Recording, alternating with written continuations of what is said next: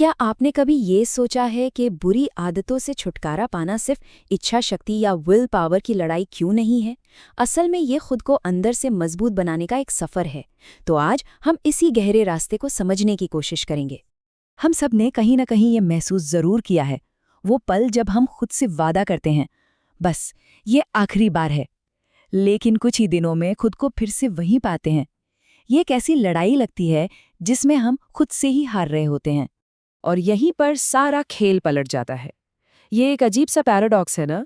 हम जिस आदत को जितनी ज्यादा ताकत से दूर धकेलने की कोशिश करते हैं, वो उतनी ही जोर से हमें अपनी तरफ वापस खींच लेती है। तो सवाल ये है कि हम इस चक्कर में फंसते कैसे हैं?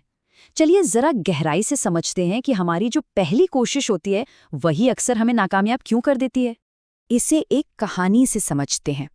एक आदमी था जो अपनी जिंदगी के दुखों से बिल्कुल टूट चुका था। वो खुशी पाने के लिए कुछ भी करने को तैयार था और इसी उम्मीद में वो एक ज्ञानी बाबा के पास जा पहुंचा।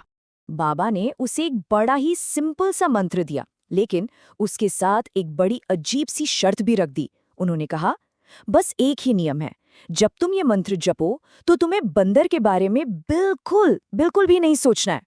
और फिर जो हुआ वो शायद आप गेस कर सकते हैं। उस आदमी के दिमाग में बंदरों ने जैसे डेरा ही डाल लिया। जिसे आज तक बंदर का कोई खास ख्याल नहीं आया था, अब उसे हर जगह, हर सोच में, यहाँ तक कि सपनों में भी बस बंदर ही बंदर दिखाई दे रहे थे। ये कहानी हमें एक बहुत ही गहरी साइकोलॉजिकल ट्रूथ सिखाती है, जिसे कहते हैं द आयरनी ऑफ रेजिस्टेंस।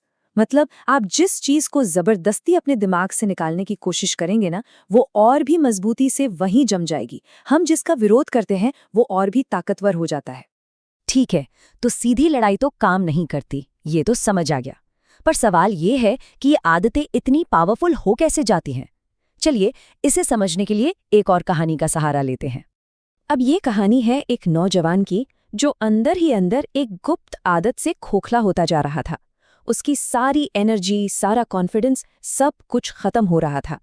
चेहरे पर पीलापन था, आंखों की चमक जा चुकी थी, और जब कोई भी इलाज काम नहीं आया तो उसके पिता उसे एक साधु के पास ले गए। साधु ने कुछ कहा नहीं, बस उस लड़के को लेकर एक बगीचे में चले गए। वहां उन्होंने एक छोटे से पौधे की तरफ इशारा करके कहा, जब आदत नहीं होती है तो वो इस पौधे जैसी होती है, एक झटके में उखाड़ सकते हो। फिर वो एक झाड़ी के पास गए और बोले, कुछ पुरानी हो जाए तो इस झाड़ी जैसी, थोड़ी मेहनत लगती है।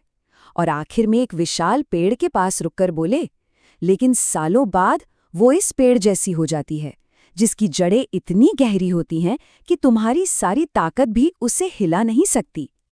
और ये सुनते ही उस नौजवान की आंखों में आंसू आ गए। उसे अचानक सब कुछ साफ साफ दिखने लगा। उसे समझ आ गया कि वो अपनी विल पावर से जिस चीज को उखाड़ने की कोशिश कर रहा था, वो कोई छोटा मोटा पौधा नहीं, बल्कि एक विशाल पेड़ था, जिसे उसने अनजाने में सालों तक अपनी ही ऊर्जा से सींचा था। तो अब सवाल ये उठता है कि करे तो करे क्या? अगर उस विशाल पेड़ को सीधे सीधे उखाड़ा नहीं जा सकता तो रास्ता क्या है? और जवाब बड़ा ही सरप्राइजिंग है। जवाब है, आप उस पेड़ से लड़ना ही छोड़ दीजिए और उसकी जगह एक नया बगीचा तैयार करना शुरू कीजिए। देखिए, यहाँ दो अप्रोचेस हैं। एक तरफ है उस पेड़ से लड़ते रहना, अपना सारा फोकस उसी बुरी आदत पर रखना, नतीजा सिर्फ थकावट और नाकामी। और दूसरी तरफ है एक नया बगीचा उगाना, मतलब अपना फोकस कंस्ट्रक्टिव कामों पर लगाना, विल पावर की जगह डेली डिसिप्लिन अपनाना। और इसका नतीजा, आपकी अपनी शक्ति बढ़ेगी, आपका विकास होगा।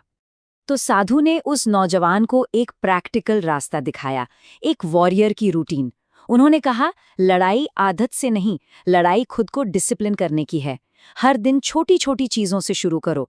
सुबह योग और ध्यान करो, अपना कमरा, अपनी चीजें व्यवस्थित रखो, और जब भी वो पुराने विचार दिमाग में आए तो जबरदस्ती मत करो, बस धीरे से अपने मन को किसी अच्छे काम में लगा दो। ये हर दिन खुद के लिए एक योद्धा बनने जैसा है। और यहीं पर इस पूरी बात का सबसे जरूरी हिस्सा सामने आता है कि असल में रियल चेंज आता कहाँ से है। देखिए, सच्चा बदलाव उस पुरानी आदत से लड़ने में नहीं है, वो तो एक अंतहीन लड़ाई है। असली बदलाव आता है चुपचाप रोज नई और अच्छी आदतें बनाने से। जीत उस बुरी आदत को मिटाने में नहीं, बल्कि एक ऐसा जीवन बनाने में है जहां उस बुरी आदत के लिए कोई जगह ही ना बचे। और आखिर में साधु ने उस लड़के से एक ऐसी बात कही जिसने उसकी पूरी जिंदगी बदल दी। उन्होंने कहा, तुमने जितनी गहराई से खुद को खोया है उतनी ही ऊंचाई से खुद को पा भी सकते हो। ये लाइन हमें याद दिलाती है कि हम कितनी भी गहराई में क्यों ना गिर गए हों, हमारे उठने की ऊंचाई उससे भी ज्यादा हो सकती है।